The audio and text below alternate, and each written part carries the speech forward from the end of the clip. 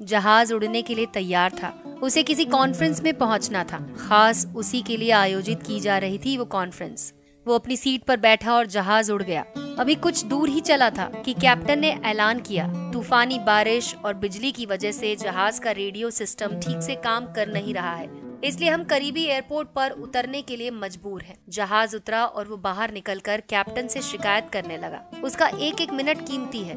होने वाली कॉन्फ्रेंस में उसका पहुंचना बहुत जरूरी है। पास खड़े दूसरे मुसाफिर ने उसे पहचान लिया और बोला, डॉक्टर ज़ीशान साहब, आप यहाँ पहुँचना चाहते हैं? टैक्सी द्वारा यहाँ से 3 घंटे में पहुँच सकते हैं। उसने शुक्रिया अदा किया और टैक्सी लेकर निकल पड़ा।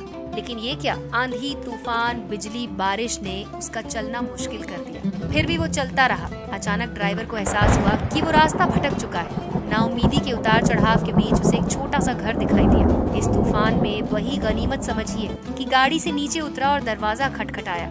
अंदर से आवाज आई, जो कोई भी है अंदर आ जाए। दरवाजा खुला है।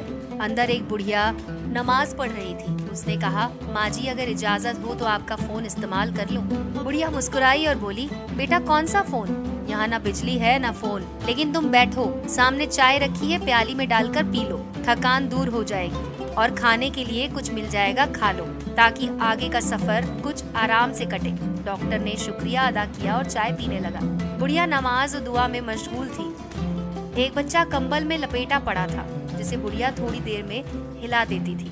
बुढ़िया जब फारिग हुई तो उसने कहा, माँ जी, आपके इखलाक और एहसान ने मुझ पर जादू कर दिया। आप मेरे लिए भी दुआ कीजिए। मुझे उम्मीद है कि आपकी दुआएं जरूर कबूल होंगी।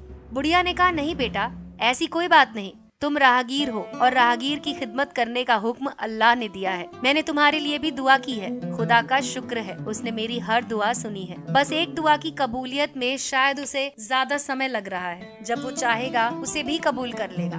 तब डॉक्टर ने पूछा, कौन सी दुआ? बुढ़िया ने बताया, ये जो बच्चा तुम्हारे सामने अधमरा पड़ा है, मेरा पोता है। ना इसकी माँ जिंदा है ना बाप। इस बुढ़ापे में इसकी जिम्मेदारी मुझ पर है। डॉक्टर कहते हैं इसे खतरनाक मर्ज है जिसका वो इलाज नहीं कर सकते।